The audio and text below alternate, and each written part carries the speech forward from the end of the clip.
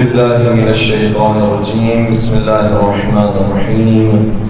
الحمد لله رب العالمين، والصلاة والسلام على أشرف الأنبياء والمرسلين، حبيب إله العالمين سيدنا ومولانا أبي القاسم محمد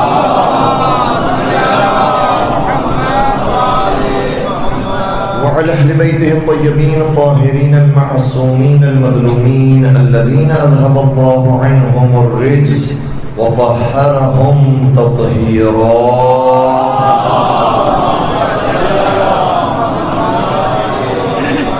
ولعنة الله على أعدائهم أجمعين. أما بعد، فقد قال الله تبارك وتعالى في محكم كتابه المجيد وفرقانه الحميد: بسم الله الرحمن الرحيم. وكنتم أزواجا ثلاثة فأصحاب الميمنة ما أصحاب الميمنة وأصحاب المشأمة ما أصحاب المشأمة والسابقون السابقون أولئك المقربون. درود پڑھ دیجئے محمد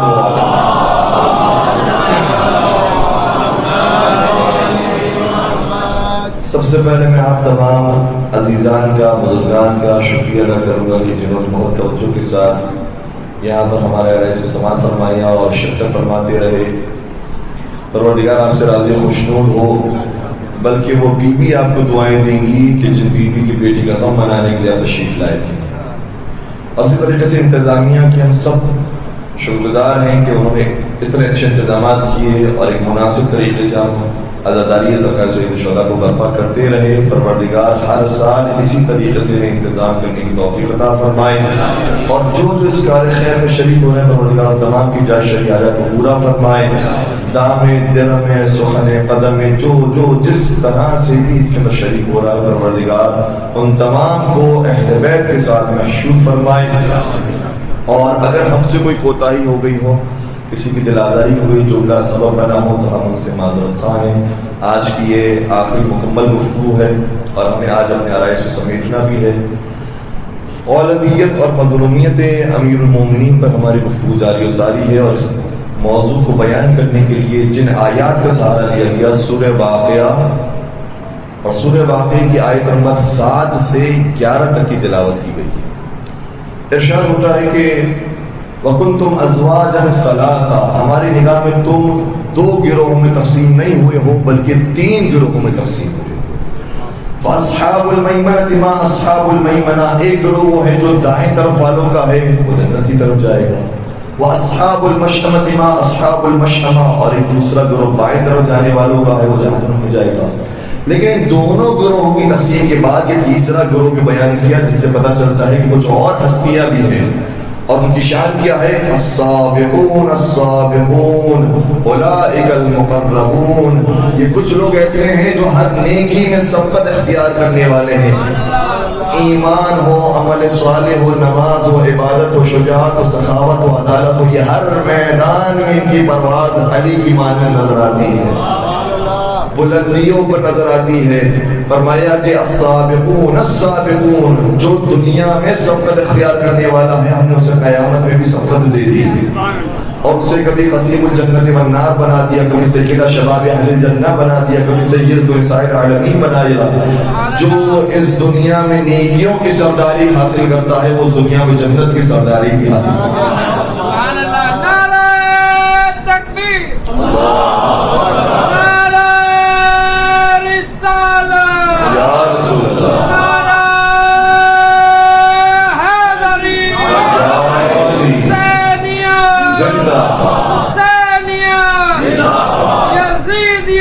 محمد اور اہل بیت محمد بلند تر صلوات. محمد آل محمد وعجل فرجهم. السابقون السابقون اولئک المقربون، جنہوں نے اس دنیا میں سبقت اختیار کی ہوگی ہم انہیں آخرت میں بھی سبقت دیں گے. اولئک المقربون، اور یہی مقرب افراد ہیں. ملائکہ مقربین کے بارے میں ہم جانتے ہیں، لیکن انسانوں میں جو مقرب بن جائے اسے کیا شان ہوگی. شاید لوگ یہ سمجھیں کہ جو ملائکہ میں مقرب ہوتا ہے وہ افضل ہوتا ہے، انسانوں میں اگر مقرب بن جائے تو اس میں بڑا کمال کیا ہے؟ تو یاد رکھیے گا کہ ایک انسان کی خلقت جب ہوئی تھی تو تمام ملائکہ کو حکم دیا کہ آدم کو سجدہ کرے. تو ملائکہ کے مقربین نے آدم علیہ السلام کو سجدہ کر کے بتا دیا ہمارا مقرب ہونا اور ہے اور آدمیت کا مقرب ہونا اور ہے. اگر کوئی انسانی جسم و جسمانیت کے ساتھ انسانی لباس کے اندر اس دنیا میں آئے اور پھر وہ مقرب بن جائے تو پھر آپ اس کے سامنے سجدہ ریز ہو جاتے ہیں. ان کا مقام بہت بلند ہے. کئی سارے مختلف موضوعات پر ہم اس بلندی کو بیان کرتے رہے اور فضائل علی کے ابی طالب کو بیان کرنے کی کوشش کرتے رہے اور یہ بھی بیان کرتے رہے کہ اس فضائل کے مقابلے میں مظلومیت علی مرتضی یہ ہے کہ دوسرے کے فضائل کھڑے گئے. اور چند ایک باتوں کو بیان کرنے کی کوشش کی. آج ہم مولا متقیان کی اس ایک کوشش کو بیان کریں گے کہ جو گوشہ بہت اہمیت کا کہ علی سے بڑھ کر کوئی یتیم پرور نہیں تھا، علی سے بڑھ کر کوئی دستگیری کرنے والا نہیں تھا، حضرت علی مرتضیٰ سے بڑھ کر کوئی کریم نہیں تھا. اور اتنی آیات میرے مولا کی شان میں نازل ہوئی اس موضوع پر کہ انسان تصور نہیں کر سکتا. اگر ایک آیت بھی کسی کی شان میں نازل ہو جائے تو اس کا حق بنتا ہے کہ اس کو غنی کا لقب دیا جائے. لیکن ہمارا مولا وہ ہے کہ جن کے لیے غنی لفظ چھوٹا ہے مشکل کشا حق بنتا ہے.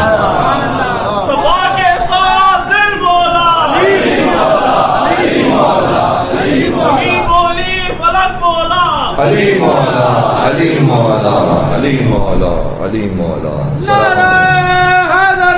یا علی. اور میں ایک آیت کو کوشش کروں گا کہ اسٹیپ بائی اسٹیپ آپ کی خبر کروں.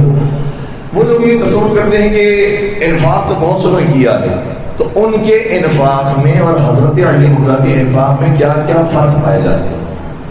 اور یہ ہمیں اس سیرت سے حاصل کرنا ہے کہ جب ہم بھی دینے والے ہوں تو سیرت امیر کائنات پر عمل کرنے والے ہوں. پہلا فرق اس کے اندر یہ ہے کہ لا یستوی منکم من انفق من قبل الفتح وقاتل اولئک اعظم درجۃ من الذین انفقوا من بعد وقاتلوا. پروردگار شاہ فرما رہا ہے کہ دونوں نے انفاق کیا ہے، انہوں نے بھی انفاق کیا انہوں نے بھی انفاق کیا، لیکن فرق یہ ہے کہ جنہوں نے فتح مکہ ہونے سے پہلے انفاق کیا ہے توجہ رکھیے گا اور جنہوں نے واقعہ فتح مکہ آ جانے کے بعد خرچ کیا ہے اور مال دیا ہے ان دونوں کے مال دینے میں بہت فرق ہے. جو فتح مکہ سے پہلے مال خرچ کر رہا ہے مکہ کی زندگی میں مدینہ کے اوائل کی زندگی میں اس موقع پر جو مال خرچ کر رہا ہے اس کے سامنے ابھی کچھ نہیں ہے سوائے یہ کہ مال خرچ کرتا جائے اور دین اسلام میں لگتا جائے. لیکن بعد میں جو خرچ کرنے والے وہ ہیں جو دیکھ رہے ہیں ہم جتنا دیں گے اتنا لیں گے، ہم جتنا خرچ کریں گے اتنا حاصل کریں گے. تو فرق تو ہو گیا. ایک وہ ہے جو خرچ کر رہے ہیں اور بے مربت خرچ کر رہے ہیں، بے منت خرچ کر رہے ہیں، بغیر احسان کے خرچ کر رہے ہیں، دیتے جا رہے ہیں. اور ان میں سب سے بڑا نام حضرت خدیجہ طاہرہ سلام اللہ علیہا. جناب حضرت خدیجہ الکبریٰ بلند سلام.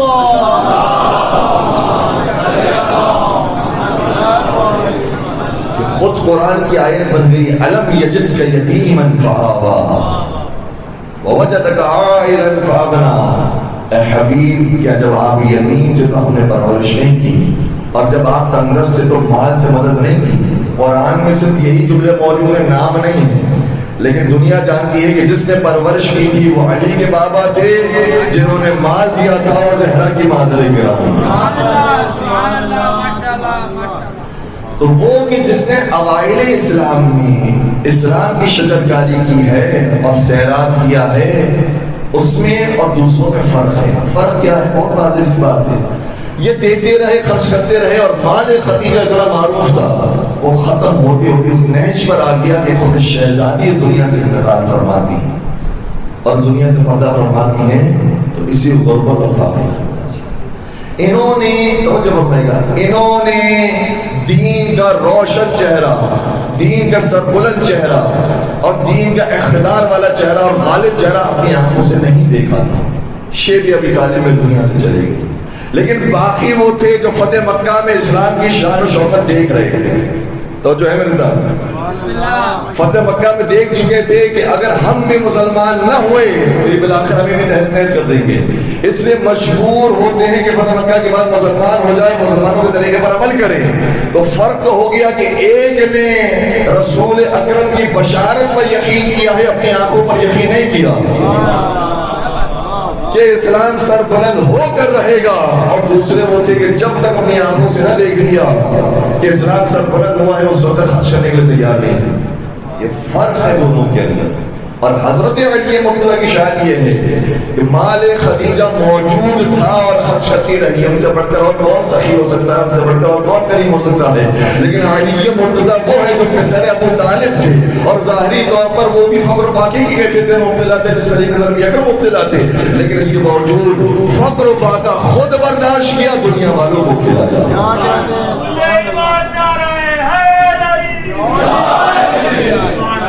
اور پھر آیت کہتی ہے وَيُطْعِمُونَ الطَّعَامَ عَلَى حُبِّهِ مِسْكِينًا وَيَتِيمًا وَأَسِيرًا، یہ خود بھوکے رہتے ہیں، اور ایسے بھوکے کہ روزہ بھی بھوک کے ساتھ، افطار بھی بھوک کے ساتھ، اور اللہ کی محبت میں یتیم مسکین اور اسیر کو کھانا کھلاتے ہیں۔ تو یہ آیت جو ہمارے نوجوانوں کے اذہان کے اندر موجود ہے، اس کے علاوہ بھی کئی ساری آیات میں مولا کی شان نازل ہوئی، اس میں سے ایک آیت ہے ایک مقام پر نبی اکرم نے 4 دینار حضرت علی مرضی ہوئی، اور حضرت علی مرضی نے ان 4 دیناروں کو مختلف جگہ پر انفاق کر دیا۔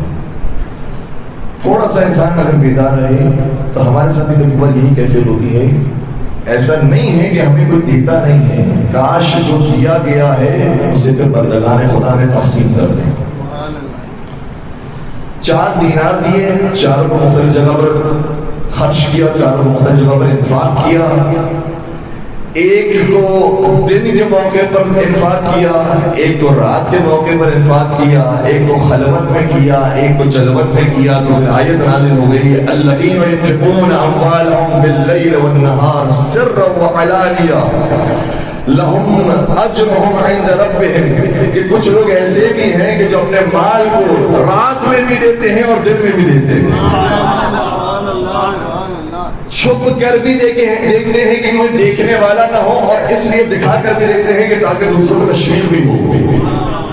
یہ دکھا کر بھی دیتے ہیں اور چھپا کر بھی دیتے ہیں، یہی لوگ وہ ہیں کہ پروردگار ان کے بارے میں کہتا ہے کہ کوئی حسن و غم ان کو نہیں ہوگا، پروردگار کی طرف سے ان کے لیے اجر موجود ہے۔ یہ آیت قرآن کریم کے اندر موجود ہے، اور اس آیت کے محفوظ ہونے سے ہمیں پتہ چل جاتا ہے کہ فضائل علی کو خدا نے خود قرآن میں جگہ دے دی۔ اب دنیا مٹانے کی کوشش کرتی ہے تو کرتی رہے، جب تک قرآن باقی رہے اور سب تک فضائل علی ابن ابی طالب بھی باقی رہے۔ نعرہ حیدری پر محمد وآل محمد صلوات اللہم صلی علی محمد وآل محمد وعجل فرجہم۔ پہلی خصوصیت میرے ساتھ ساتھ رہی ہے، فرق ہے دونوں کے دینے میں۔ پہلی خصوصیت سبقت اختیار کرنا۔ اگر کہیں پر کوئی مجبور انسان نظر آ جائے، محتاج انسان نظر آ جائے، اور ہم کسی کے بارے میں کچھ نہیں کہہ سکتے کہ اس کی وجوہات کیا ہیں، کبھی کبھار ہم وجوہات چیک کرنے بیٹھ جاتے ہیں کہ کوئی اس نے صحیح پڑھا نہیں ہے، صحیح لکھا نہیں ہے، وقت نہیں دیتا ہے، ٹائم نہیں دیتا ہے، زحمت نہیں اٹھاتا ہے، اس لیے خدا نہیں کرتا، نہیں پتا ہمیں کہ اس کی کیا سابقہ زندگی ہے۔ حدیث کا جملہ یہ ہے الدنیا بالاتفاق والآخرۃ بالاستحقاق۔ دنیا میں اگر کسی کو مال و دولت مل گیا ہے تو یہ اتفاق کی بات ہے۔ یہ بہت قیمتی حدیث ہے جو آپ ضائع کر رہے ہیں، بہت قیمتی حدیث ہے، اور پوری دنیا کا، پوری زندگی کا منشور ہے اس حدیث کے اندر۔ اپنے بارے میں بھی اور دوسروں کے بارے میں بھی سوچیں۔ الدنیا بالاتفاق، دنیا اتفاق سے مل جاتی ہے۔ کسی کو دولت مل گئی ہے، کسی کو شہرت مل گئی ہے، کسی کو علم مل گیا ہے، کسی کو اقتدار مل گیا، جو دنیا کے اندر چیزیں مل گئی ہیں یہ اتفاق سے مل جاتی ہیں۔ تو خبردار نہ اپنی دولت پر ناز کریں اور نہ کسی فقیر کو احساس کمتری کے ساتھ دیکھیں۔ نہیں پتا کیا وجہ؟ الدنیا بالاتفاق والآخرۃ بالاستحقاق۔ دنیا تو اتفاق کے ساتھ ملتی ہے لیکن آخرت اتفاقی نہیں ملے گی۔ جب تک خدا قربانیاں نہیں دیکھے گا، جب تک خدا ایمان اور عمل صالح نہیں دیکھے گا، اس وقت آخرت نہیں مل سکتی۔ اس کا مطلب یہ ہوا کہ اگر دنیا میں کسی کو اتفاقی طور پر رشتہ داری کا منظر نصیب ہو بھی گیا ہے، کوئی رشتہ دار ہو بھی گیا ہے، کوئی کسی وجہ سے غنی ہو بھی گیا ہے، تو صحیح دنیا میں وہ کہلائے گا، لیکن آخرت میں اس کا استحقاق دیکھا جائے گا۔ اگر تم اس منصب پر فائز ہوئے تھے تو ایمان میں کتنے آگے تھے، عمل صالح میں کتنے آگے تھے۔ سبحان اللہ۔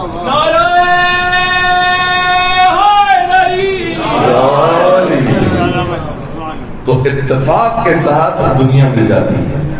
اب ایک بات یہ ہے، پہلے سب سے پہلے سبقت اختیار کرنے والی، دوسری بات سبقت کے ساتھ ساتھ خود محتاج یا خود فقیری کے اندر لیکن دوسروں کا عطا کرتا ہے، دوسری بات۔ تیسری بات، جب عطا کرتے ہیں تو یہ پوچھتے نہیں ہیں کہ تم پیسوں کا کیا کرے گا، یہ جو میں دے رہا ہوں یہ میری اتنی پرانی کمائی ہے، اتنی مشکل سے حاصل کیا ہے، تو بھی ایسے کام کر، تو بھی ویسے کام کر، اور اس کے احساسات کو مجروح نہیں کرتے ہیں۔ جب دیتے ہیں تو سمجھ میں آتا ہے کہ مستحق ہے تو دے دیتے ہیں۔ یہ بھی میرے مولا کے اندر صفت موجود ہے کہ کسی کو پریشان نہیں کرتے تھے، احسان نہیں جتلاتے۔ نبی اکرم نے مرتبہ 300 دینار حضرت علی مرزا کو دیے، اور نبی اکرم جو بار بار دے رہے ہیں، پتہ چل رہا ہے کہ جس طرح سے علی علم لینے کے مستحق ہیں، اسی طریقے سے علی مال لینے کے بھی مستحق ہیں۔ علم کی حفاظت بھی علی جانتے ہیں، اس مال کی حفاظت بھی علی جانتے ہیں۔ لہٰذا یہ مال ہوا 300 دینار حضرت علی مرزا کو دیے۔ میرے مولا نے جیسے ہی حاصل ہوئے اسی دن اسے انفاق کرنا شروع کیا۔ 100 دینار اسی دن انفاق کر دیے۔ 100 دینار معمولی چیز نہیں ہے، 1 دینار سونے کا سکہ ہے، اور مجھے نہیں معلوم کہ آج کی قیمت کیا ہے، لیکن شاید 1 لاکھ کے قریب قریب تو ہے۔ 100 سونے کے سکے یعنی 1 کروڑ آج کے زمانے میں، یہ سونے کے سکے دے دیے میرے مولا نے۔ جب دے دیے تو لوگ خوش ہونے کے بجائے کہ حضرت علی اتنا انفاق کرنے والے، اتنے کریم، اتنے سخی ہیں، لوگ مسجد میں جمع ہو گئے اور کہا کہ علی نے جس کو دیا ہے وہ تو بہت بڑا چور ہے، اور اسی کی مدد کر دی۔ وہ ویسے ہی دوسروں کے یہاں چوری کرتا ہے، مشہور ہے آدمی، اور علی نے اسی کی مدد کر دی۔ چاہیے تھا کہ کسی اچھے مستحق کو دیا جاتا ہے۔ میرے ساتھ پریشان تو نہیں ہو رہے اس بات پہ؟ دوسرا دن آیا، پھر میرے مولا نے 100 دینار لیے، پھر کسی اور کو دے دیے۔ اس کے بارے میں پتہ چلا اور لوگوں نے مشہور کر دیا، بھائی وہ تھا جس کو دیے ہیں جو زکوٰۃ ہی نہیں دیتا تھا، جو زکوٰۃ نہیں دینے والا تھا اسی کی مدد کرتا تھا۔ وہ ویسے ہی پیسے والا تھا، پھر بھی زکوٰۃ نہیں دیتا تھا، لیکن اسی کی بڑی مدد کرتا۔ یہ لوگوں میں چھین گویا مشہور۔ پھر میرے مولا کا دل مایوس ہو گیا کہ کس طرح کی باتیں کرنے والے ہیں۔ اس کے بعد تیسرا دن آیا، تیسرے دن پھر میرے مولا نے 100 دینار دیے، اور اب ایک خاتون کو دیے۔ وہ 2 مرد تو ایسے نکلے تھے، ایک چور نکلا، ایک زکوٰۃ نہ دینے والا نکلا، یہ تیسری جو خاتون تھی جو مستحق نظر آئی اس کو دی۔ جب دے دیے تو لوگوں نے کہا جس خاتون کو دیے ہیں وہ ایک بدکار عورت ہے۔ میرے مولا کے دل واقعی بہت ناامید ہوا کہ یہ کس طرح کی باتیں کہہ رہے ہیں، اور یہ کس طرح کی سوچ ہے۔ میں نے جن کو دیا ہے، ظاہر سی بات ہے کہ پورا اس کے بارے میں شجرہ نہیں ٹوٹا جاتا اور پورا دیکھا نہیں جاتا، اور یہ وہ عمل ہے مولا کا کہ جو ہمارے لیے سیرت بنتا ہے۔ یقیناً ہمارے لیے ہر عمل سیرت کا اور ان کی عظمت کا باعث ہے، لیکن کچھ اعمال اہل بیت میں ایسے جاتی ہیں جو ظاہر کے مطابق ہیں، کہ ظاہری زندگی میں کیسے انسان کرتا ہے اسی طریقے سے عمل کیا ہے، تاکہ ان لوگوں کے لیے جو یہ کہتے ہیں کہ علی تو ہر چیز جانا کرتے تھے اس کے علی کے لیے دینا آسان ہے، علی تو ہر چیز جانا کرتے تھے اس لیے ان کے لیے جنگوں میں جانا آسان ہے، جنگ میں جائیں گے انہیں معلوم ہے کہ یہاں پر موت نہیں آنے والی، بستر پر لیٹیں گے اس لیے انہیں معلوم ہے کہ موت نہیں آنے والی۔ ان ساری چیزوں کی پہلے ہی سے علی کو خبر تھی، تو علی اور ہیں، ہم اور ہیں میرے ساتھ، تو ہم کیا ان سے سیکھیں، کیا عمل کریں؟ کہ نہیں، کچھ قومیں ایسے بھی ہیں کہ جس طرح سے تم ظاہر کو دیکھ رہے ہو باطن کو نہیں جانتے، اسی طریقے سے علی بھی ظاہر کو دیکھ کر عمل کرنا ہے، تاکہ ہمارے لیے نمونہ عمل بنتا جائے۔ اور یہ بہت ساری مثالیں اس کے بارے میں موجود ہیں۔ یہاں پر بات کی تو میں عرض کر دوں کہ سرکار امام حسن مجتبی علیہ السلام نے بھی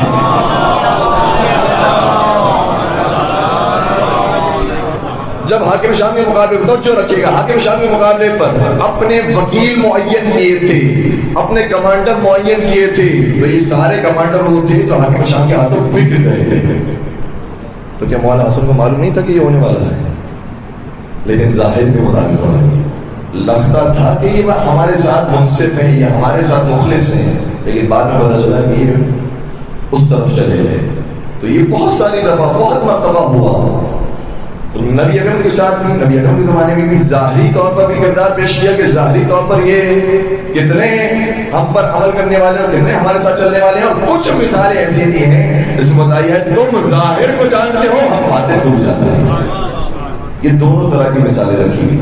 اب آئیے میرے مولا، یہ 300 دینار اس طرح سے خرچ کرتے ہیں، 2 مردوں کو دیے، ایک خاتون کو دیے. آ کر بیٹھے تھے مسجد کے اندر کہ نبی اکرم تشریف لائے. کہا علی تم پریشان کیوں ہو؟ کیا اس طرح سے باتیں کہتے ہیں کہ پہلے والے کو دیا تو اس کے ساتھ یہ مسئلہ تھا، دوسرے والے کو دیا تو اس کے ساتھ یہ مسئلہ، تیسرے والے کو دیا تو اس کے ساتھ یہ مسئلہ. کہا مجھ پر جبرائیل نازل ہوئے اور انہوں نے فرمایا ہے کہ جس پہلے شخص کے ہاتھ میں علی نے رکھا تھا وہ ویسے چور تھا، لیکن علی کے پیسے ملنے کے بعد اسے چوری چھوڑ دی.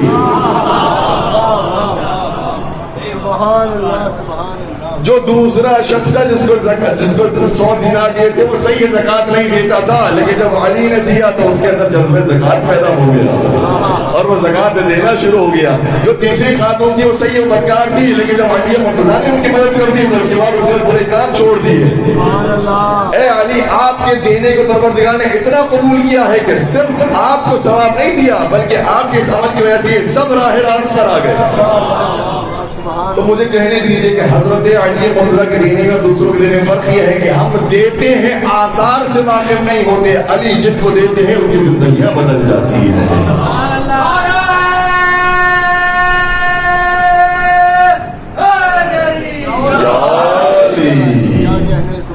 یہ تیسری خصوصیت ہے میرے مولا کے انفاق، کہ جب دیتے تھے تو پوچھتے نہیں تھے کہ تمہارے ساتھ مسئلہ کیا ہے اور اس کی زندگی کے اندر دخل اندازی کریں، لگتا ہے مستحق ہے دے دیتے تھے. اور یہی تصویر ہمیں مولا علی کی مولا حسین میں دکھائی. آج ہم چاہتے یہ تھے کہ آپ کے ذہنوں کو مولا علی سے مولا حسین کی طرف قریب کریں. جو سخاوت ان کے اندر تھی وہی سخاوت ہے. اس لیے مدینے میں ایک شخص آتا ہے اور کہتا ہے کہ مجھے بتاؤ مدینے میں وہ کون سا گھر ہے جو سب سے زیادہ غریب لوگوں کا گھر ہے؟ تو بتانے والے نے کہا کہ کسی اور کا گھر نہیں سوائے حسین اپنے لیے. بہت دور سے آیا تھا، مدینہ پہنچا، سوال کیا، بتایا حسین علی. گھر میں پہنچا تو دیکھا گھر میں موجود نہیں. بتایا گیا کہ مسجد میں حسین علی، یہ مسجد میں آیا اور مسجد میں امام کی نماز کے پہلو میں، امام مصلی کے پہلو میں آ کر بیٹھے. امام کی نماز کو دیکھ رہا ہے اور تعریف کر رہا ہے. آپ کی عبادتوں پر کیا کہنا، آپ کے اخلاص کا کیا کہنا، یہ قصیدے پڑھنا. امام کی نماز مکمل ہوئی، پریشانی معلوم کی، پھر فرمایا توجہ رکھیے گا، پھر فرمایا اے ابو جو میرے پاس میں نے فلاں مقام پر مال محفوظ رکھا تھا اس کا حقدار آ گیا، اب اس کی سپورٹ کر دو. دیکھیں وہاں پر ظاہر کے مطابق عمل کیا ہے تو اس کے اندر مصلحت تھی، یہاں پر باطن کے مطابق عمل کیا ہے اس کے اندر مصلحت، اس کے حوالے کر. لیکن حوالے کیسے کیا؟ یہ ایک اور درجہ آگے بڑھ گیا. سفر اختیار کرنے والے ہیں، دوسروں کی زندگی میں دخل اندازی نہیں کرنے والے ہیں. جب دیتے ہیں تو بغیر منت کے دیتے ہیں، بغیر احسان کے دیتے ہیں. اور تیسرا مرحلہ یہ ہے کہ جب سائل کو دیتے ہیں تو اس کی آبروداری بھی کرتے ہیں، اس کی عزت بھی بچاتے ہیں. یہ نہ لگے کہ سائل کون ہے اور دینے والا کون ہے. اس لیے مولا نے فرمایا تم گھر میں تشریف لو، میں وہاں موجود ہوں. اور اس طرح سے مولا حسین نے دیا کہ حجرے کی ایک طرف مولا حسین موجود تھے، دوسری طرف وہ شخص موجود تھے. اور وہ تھیلی جس کے اندر 400 دینار اور بعض روایت کے مطابق 200 درہم تھے، اس تھیلی کے اندر موجود تھے. وہ سائل کے حوالے کی. جب سائل یہ منظر دیکھنے لگا کہ اتنی شرافت کے ساتھ اور میری اتنی عزت داری کے ساتھ مجھے دیا جا رہا ہے تو رونے لگا.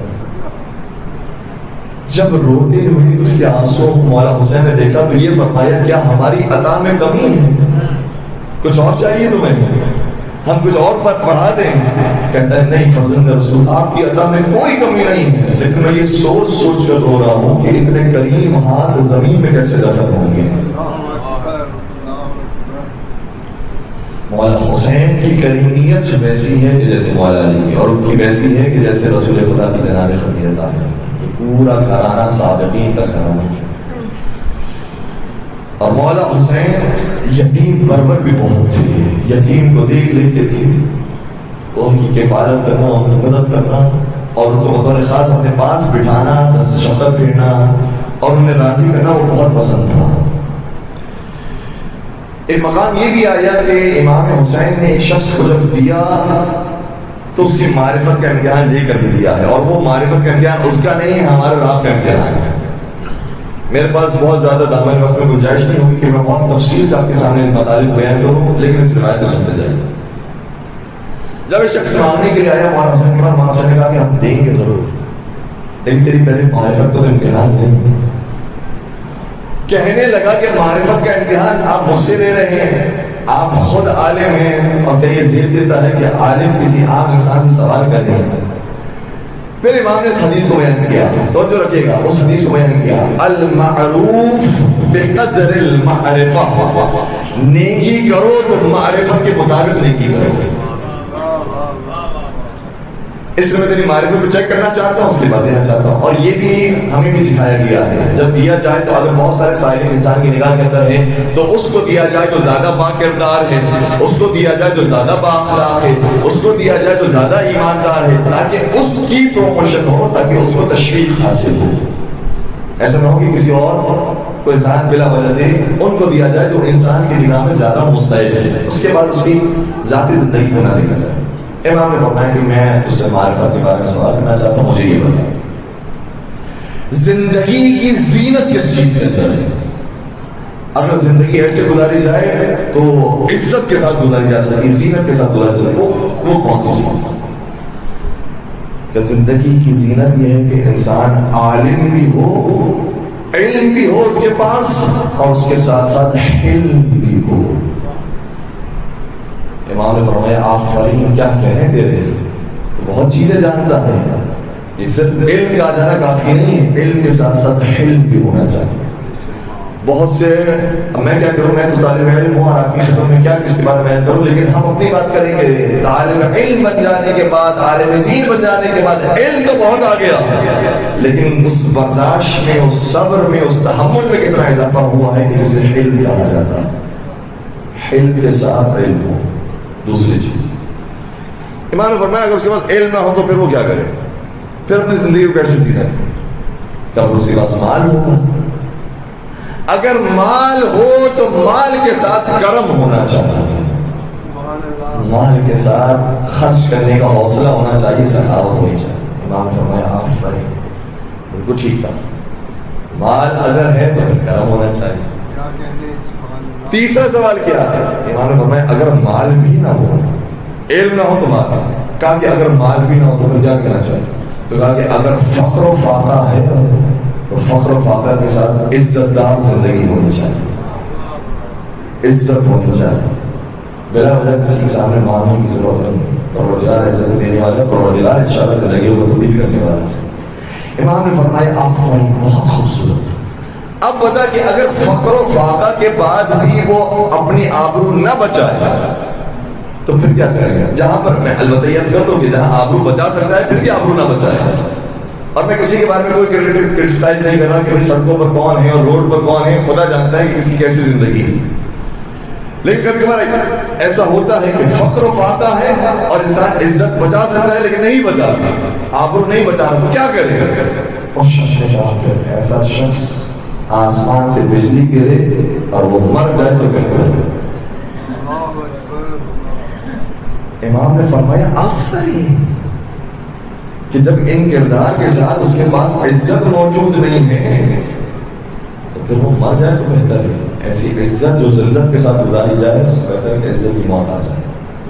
اور پھر امام نے اسے عطا فرمایا، اور یہ کہہ کر عطا فرمایا المعروف بقدر المعرفہ، جو معروف انجام دیا جاتا ہے اور نیکی انجام دی جاتی ہے وہ معرفت کے حساب سے دی جاتی ہے. یہ ہمارے سب کے لیے تشریف کی بات ہے کہ بالخصوص وہ افراد کی جو ایمان میں عمل صالح میں، علم کے میدان میں، شجاعت کے میدان میں، جہاد کے میدان میں، جہاں جہاں کام کر رہے ہیں ان کی اگر انسان مدد کر سکتا ہے تو غنیمت کرنے کی کوشش۔ بس عزیزوں، امام علی مقام چاہے اپنے زندگی میں جو کربلا سے پہلے کی زندگی اس کو دیکھیے تو وہاں پر عطا کرنے والے، چاہے وہ زندگی جو کربلا کے بعد کی اس میں عطا کرنے، کیسے کیسے مرحلے آئے۔ جناب مسلم عقیل کی یتیم بچوں کو جب دیکھا تو فرمایا آؤ میری آغوش میں بیٹھ جاؤ، تم یتیم ہو گئی ہو لیکن تمہارا باپ ابھی زندہ ہے، اب مسلم تمہارے باپ نہیں، اب حسین تمہارے باپ۔ میں کہوں گا مولا اب ایک وقت وہ بھی آئے گا جب آپ کی بیٹیاں یتیم ہوں گی، بس وہ ایام آ گئے اور ان ایام کے آخری ایام آ گئے ہیں کہ جب ہمیں بھرپور طریقے سے پوسا پیش کرنا ہے شہزادی ہونے کی۔ مولا اس عشرے میں ہم سے کیا خطا ہوئی، کیا غلطیاں ہوئی، آپ درگزر فرمانے والے ہیں، لیکن حوصلہ دیجیے گا، توفیق دیجیے گا کہ 9 محرم 10 محرم کو بھرپور طریقے سے عزاداری کر سکیں۔ یہ آپ کی مادر گرامی کی حسرت تھی کہ کوئی قوم پیدا ہو جائے جو ہمارے مردوں پر گریا کرے، جن کی عورتیں ہماری عورتوں پر گریا کرے۔ وہ کوئی اور قوم نہیں ہے، وہ بھی شیعہ حیدر کر رہا ہے، وہ یہ محبان اہل بیت ہیں۔ حضرت زہرا نے اس قوم کے لیے بطور خاص دعا فرمائی ہے۔ عزاداروں، 9 محرم کی تاریخ ہے اور ہمارے لیے اتنا سخت ہوتا ہے ان مسائل کو بیان کرنا کہ ہم ایک دن کا انتخاب کرتے ہیں شہید کے لیے، ایک ہی دن میں سب کی شہادتیں پڑھ ہی نہیں سکتے تھے۔ محسوس کیجیے گا اس بات کو، ایک دن کے اندر ہم سبھی کی شہادتیں پڑھ نہیں سکتے۔ حسین نے ایک دن میں سب کی لاشیں اٹھائی۔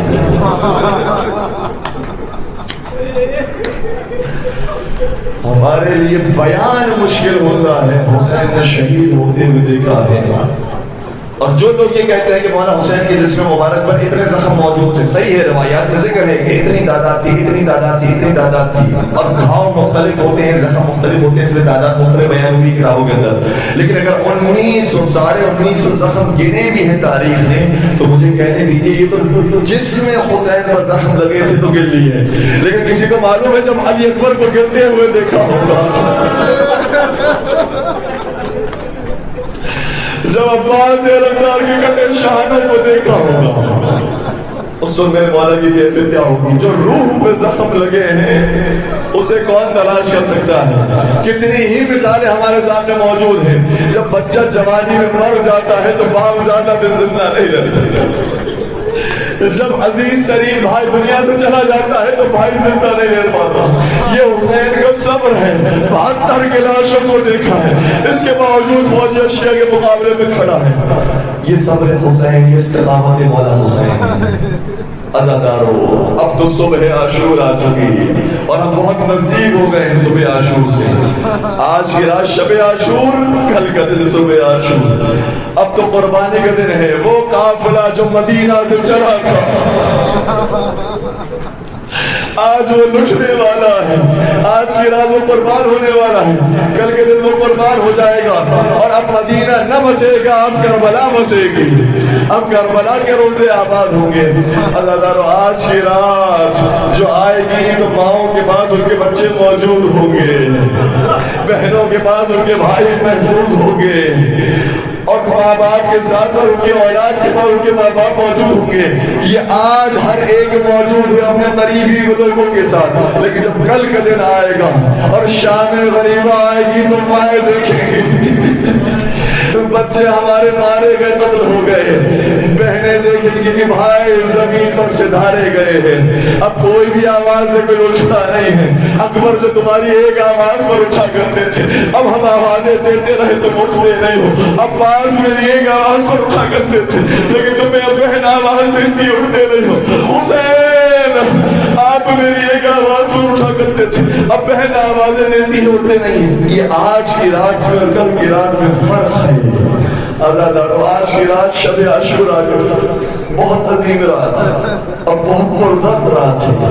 میرے مولا نے یہ رات گزاری اور کیوں مانگی ہے یہ رات وہ مولا خود بہتر جانتے ہیں، لیکن تاریخ یہ کہتی ہے کہ اس ایک رات مانگنے کی وجہ سے، کیونکہ 9 محرم کو جنگ شروع ہو گئی تھی، رات مانگنے کی وجہ سے ایک اور سپاہی میں اضافہ ہو گیا.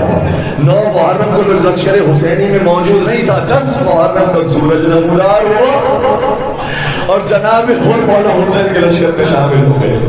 وہ یہ کہنا چاہ رہے ہیں کہ میں نے اپنے لیے رات نہیں مانگی تھی, میں نے اپنے ایک سپاہی کے لیے رات مانگی تھی. سپاہی کی تعداد میں اضافہ ہو گیا. جناب تشریف لے آئے اور انہوں نے بتا دیا سلیم توبہ کیا ہونی چاہیے, حسین سے توبہ کس طرح سے مانگی جاتی ہے. اگر سچے دل کے ساتھ آ جاؤ تو پھر لمبی لمبی توبہ کی ضرورت نہیں ہے. حسین سچے دل کو دیکھتے ہیں اور پھر اپنا بھائی بنا لیتے ہیں. بس ازادار جناب ہو چلے گئے اور بات ہو گئے. اصحاب حسینی گئے, جناب مسلم ابن عقیل, جناب مسلم ابن اوسجہ, جناب حبیب ابن مظاہر, جناب زہیر بین, جناب عبداللہ بن سعید, یہ بڑے بڑے صحابی تھے اور صحابی رسول تھے. گئے اور قربان ہو گئے. اب وقت آ گیا جوانان بنی ہاشم. اب علی و زہرا کے گھرانے کے لطف ختم آ گیا. جناب علی اکبر گئے, خود زخمی ہو گئے لیکن بابا کے دل کو بھی زخمی کر گئے. جناب قاسم گئے, خود کی لاش پامال ہو گئے لیکن وہ حسین کو بھی مجروح کر دیا. جناب مولا محمد گئے, وہ تو قربان ہو گئے لیکن مولا کا دل بھی پھٹ گیا اور عزادار عباس علمدار بھی باقی. اجرکم اللہ. بیوی آپ سے راضی ہو, بیوی آپ کی آواز پر رحمت نازل فرمائے. آج تو رونے کا دن ہے نا, پھر کل تو عصر عاشور ہے, پھر تو صرف مولا حسین ہی کی شہادت کا بیان ہوگا, پھر عصر عاشور میں عاشور کا بیان ہوگا. لیکن یہ تو سنتے جائیے کہ مقدمات کیسے طے ہوئے ہیں. یہاں تک میں آپ کو لے کر آ گیا غازی عباس تک, لیکن اب مجھے کہنے دیجیے عباس علمدار, آپ کے مقتل میں جانے میں اور حسین کے مقتل میں جانے میں ایک فرق ہے.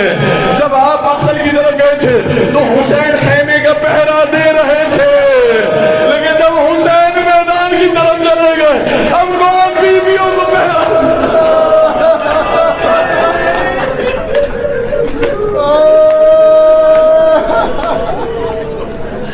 اجرکم اللہ. یہ وقت کتنا سب سے حسین ابن علی پر خیمے میں موجود ہیں, ہر ایک بیوی کو تسلی دیتے ہیں کہ یہ وقت امتحان ہے, اس سے سب کو گزرنا ہے. ہر بیوی کو تسلی دے دی. اور 2 روایت کے جملے, شہزادی زینب بھی آگے بڑھی, شہزادی سکینہ بھی آگے بڑھی. دونوں نے ایک ہی جملہ کہا. جب 4 سالہ بچہ آگے بڑھی تو کہنے لگی یا ابا استسلمت للموت, بابا جان کے آپ بھی مرنے جا رہے ہیں. مولا فرمانے لگے اپنی بیٹی سے کیسی گفتگو ہے جو باپ نے بیٹی سے کی ہے. خدا کسی بیٹی کو یہ منظر نہ دکھائے کہ باپ کو مرتا ہوا دیکھے, کہا کہ بابا مرنے کے لیے جا رہے ہیں. امام نے شاہ فرمایا کیف لا یستسلم من لا ناصر له ولا معین. وہ کیسے اب خود موت کی طرف نہ جائے جس کا کوئی حامی و ناصر نہ بتا, جس کا عباس چلا گیا, جس کا علی اکبر چلا گیا, اب وہ خود کیسے نہ جائے. سنیں گے 4 والا بچے نے کیا فرمائشی, کہنے لگی بابا اگر آپ مقتل کی طرف جا رہے ہیں تو مجھے مدینے رسول چھوڑ کر.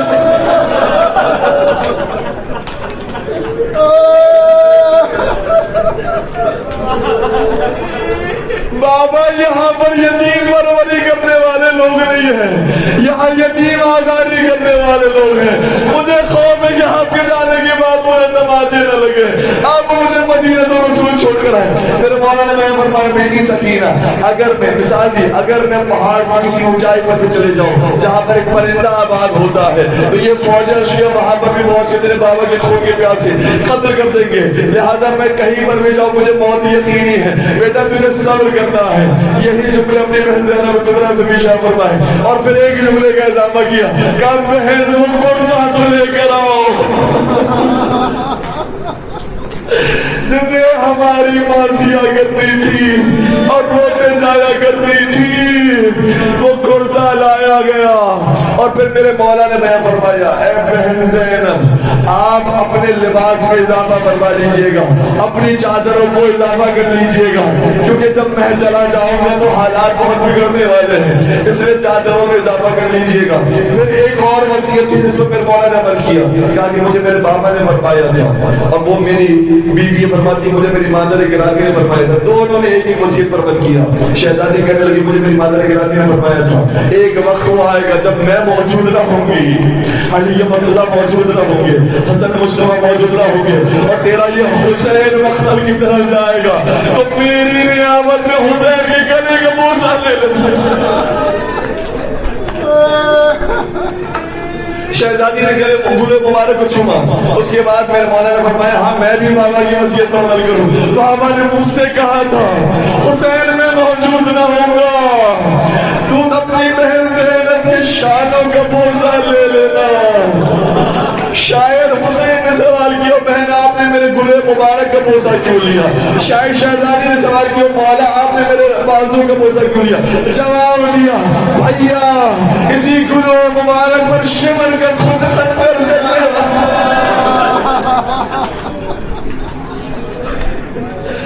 آپ کے لیے سننا مشکل ہو رہا ہے۔ جس بیوی نے تلے زینبیہ میں کھڑا رہ کر دیکھا برداشت کرنا کتنا سخت ہوگا، اور کہا کہ آپ نے میرے شانوں کو بوسہ کیوں لیا؟ کہا کہ جب میں شہید ہو جاؤں گا تو انہی شانوں پر فوج اشیا رسیاں باندھے گی، رسل بندھے گی، بس اداداروں ایسے مولا حسین باہر آئے کہ اب تمہارا ملاقات نہ ہوگی۔ مولا ذوالجلال سوار ہوتے ہیں، روایات بہت ساری ہیں، میں آپ کی خدمت میں کیا کیا بیان کروں، لیکن روایت کا جملہ یہ ہے کہ جب مولا ذوالجلال سوار ہوئے زلجلہ آگے نہیں بڑھتا، زلجلہ آگے نہیں بڑھتا۔ میں کہوں گا کچھ ایسے جانور تھے جو اس موقع پر باشعور انسان بن گئے، اور کچھ ایسے انسان تھے جو جانور بن گئے تھے۔ زلجلہ آگے نہیں بڑھتا، گویا زبان بے زبانی سے کہنا چاہ رہا ہوں اے حسین جو مجھ پر سوار ہو گیا وہ پھر واپس نہیں آتا۔ آقا ذرا تصور فرمائیے گا واپس نہیں آتا، لیکن مرتبہ جب زلجلہ نے نیچے چھپ کر دیکھا تو وہ اشارہ کرنا چاہ رہا ہے، اور تو اشارہ کیا تو کیا دیکھا؟ وہ 4 سالہ بچی جس سے ملا، وہ 4 سالہ بچی گھوڑوں کی ٹانگوں کو پکڑ کر یہ کہہ رہی تھی اے زلجلہ تو میرے بابا کو مقتل میں نہ لے جا، میرے چچا باز بھی گئے تھے واپس نہ آئے، تو میرے بابا کو مقتل میں نہ لے جا۔ پھر اپنی شہزادی کو پیار کیا اور پھر خیمے میں لے کر آئے۔ عزاداروں حسین ابن علی مقتل کی طرف روانہ ہوئے، اور گویا یہ کہا ہوگا کیا جنگ بدر بھول گئے، کیا جنگ خیبر و خندق بھول گئے؟ اسی فاتح خیبر و خندق کا بیٹا آ گیا، آؤ جس میں ہمت مقابلے کے لیے آؤ۔ پہلے عمر سعد نے کچھ ایک افراد کو بھیجا، میرے مولا واصل جہنم کرتے رہے، یہاں تک کہ عمر سعد کی آواز سنی گا، کہنے لگا یبن قتال العرب، یہ وہ ہے کہ جس نے سارے عرب کو قتل کیا ہے، اس کا باپ وہ ہے کہ جس نے سارے عرب کو قتل کیا ہے۔ فَحْمِلُوهُ عَلَيْهِ مِنْ كُلِّ جانب، اس پر مل کر حملہ کرو۔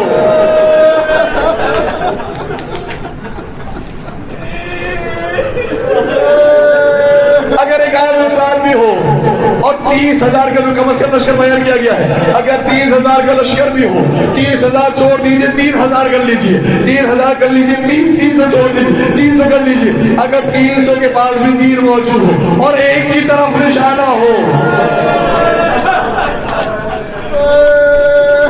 عام انسان بھی ہو تو برداشت نہیں کر سکتا۔ اور حسین کون ہے جو 3 دن کے بھوکے پیاسے ہوئے؟ حسین کون ہے کہ جن کا عباس ولی اکبر مارا گیا؟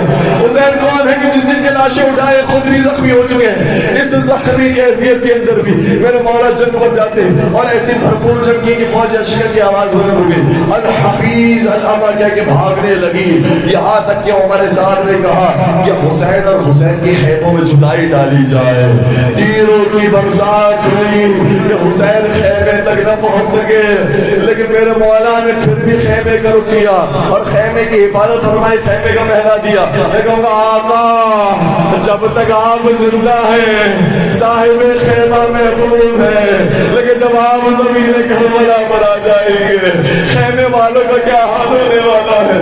بار بار میرے مولا خیمے کی طرف متوجہ ہوتے تھے، عزاداروں پھر سے حملہ ہوا اور یہ بار بار میرے مولا حملہ فرمایا کرتے تھے، بار بار خیمے کی طرف آیا کرتے تھے.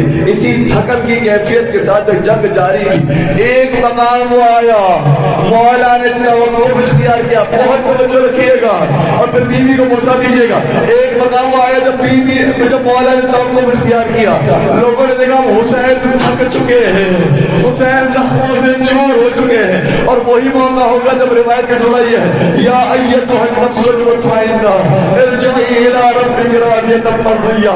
اے مطمئنہ نفس, ہم نے تیرا جہاد کو دیکھ لیا, اب تو اپنے رب کی طرف پلٹا اس حالت میں کہ تو اس سے راضی ہو, وہ تجھ سے راضی ہو. میرا مولا توقف اختیار کرتے ہیں. سنے کہ فوج اشقیاء نے کیا کیا, دو جگہوں پر حملے ہونا شروع ہوئے.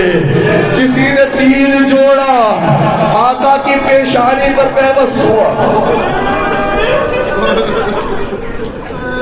روایت دیکھ کر بیان کر رہا ہوں, پیشانی حسین ابن علی پر پیوست ہو گیا, جس پیشانی کو رسول اللہ چوما کرتے علی یہ مرتضی فاطمہ زہرا چوما کرتے ہیں, اس پیشانی پر تیر پیوست ہوا. اور کیسا خون جاری ہوا, میں روایت دیکھ کر بیان کر رہا ہوں, ایسے خون جاری ہوا جیسے پرنالے سے پانی گرتا. مولا نے چلوں میں اس خون کو لیا, ایک روایت کے مطابق اسے آسمان کی طرف پھینکا, دوسری روایت کے مطابق اسے اپنے ریش مبارک سے ملا اور کہا کہ میں اپنے نانا رسول خدا کی خدمت میں امت کی ایسے شکایت لے کر جاؤں گا. اور اس کے بعد انتظار فرماتے رہے یہاں تک کہ اور حملے ہوئے. مولا حسین پر حملے ہو رہے تھے, تیر بھی چلے, تلواریں بھی لگی, نیزے بھی لگے, لیکن دوسری طرف حملہ کہاں ہو رہا ہے؟ شیور نے کہا کہ خیموں پر حملہ.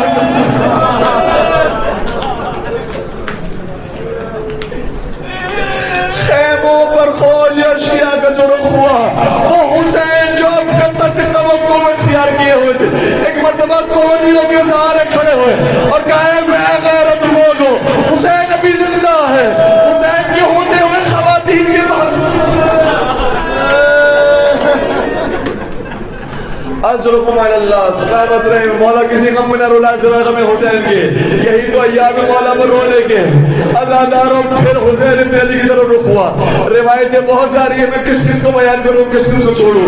ایک موقع وہ آیا جن نے کربلا کی زیارت کی ہے انہیں معلوم ہے قتل گاہ نشیب میں موجود ہے, دل زینب یا فراز پر موجود ہے, بلندی پر موجود ہے. ایک وقت وہ آیا, وہ بہن جو بھائی کے بغیر جیتی نہیں تھی, کئی ساعتیں گزر گئی, حسین کی شکل کی زیارت نہیں ہوئی. اب کیسے زیارت ہوئی؟ خیمے سے باہر آئی دل زینبیہ پر. جنہوں نے کربلا کی زیارت کی انہیں معلوم ہے ایک جگہ پر خیمہ گاہ موجود ہے, دوسری جگہ پر دل زینبیہ موجود ہے, تیسری جگہ پر قتل گاہ موجود ہے. اللہ تعالیٰ بی بی دل زینبیہ پر آئی اور وہ بھائی جس کے بغیر رہ نہیں سکتی تھی, کیا دیکھا کہ فوج اشقیاء جمع ہے. روایت کہتی ہے کہ 40 لوگ وہ تھے جو آگے بڑھے کہ حسین کو شہید کر دے. لیکن کیا دیکھا کہ یہ کام نہ کر سکے. سنان ابن انس کے بارے میں ملتا ہے جب یہ آگے بڑھا اور مولا کو شہید کرنا چاہتا تھا, کہتا ہے جیسے ہی مولا نے مجھے دیکھا, جیسے ہی میرے مولا کی, جیسے ہی حسین ابن علی کی نگاہ میری طرف پڑی, میں ایسے سمجھا جیسے رسول اللہ مجھے دیکھ رہے ہیں. میں جرت نہ کر سکا, ہر ایک کسی نہ کسی وجہ سے جرت نہ کر سکا کہ حسین مظلوم کو شہید کرے.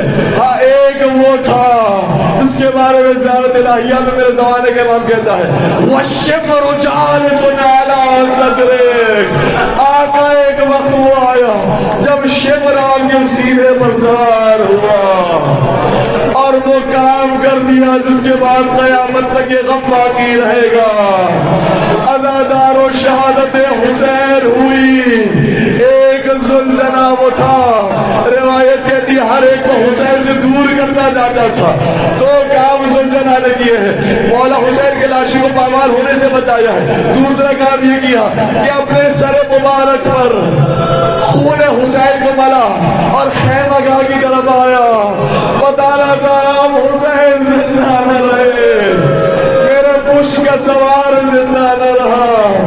عزاداروں کچھ جانور ایسے تھے کربلا میں انسان بنے, کچھ انسان ایسے تھے جو جانور بنے. ادادارو جیسے زلجلہ آیا 4 سال آخری جملہ کہنے جا رہا ہوں اس کے بعد پھر زیارت کیجئے گا.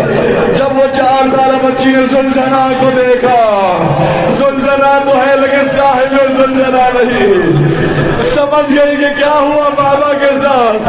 صرف ایک سوال کیا, اتباع سے دعا کہوں گا, صرف ایک سوال کیا, اے بابا کے زلجلہ مجھے صرف اتنا بتا, جب بابا کو شہید کیا جا رہا تھا تو پانی پلایا گیا یا بغیر پانی؟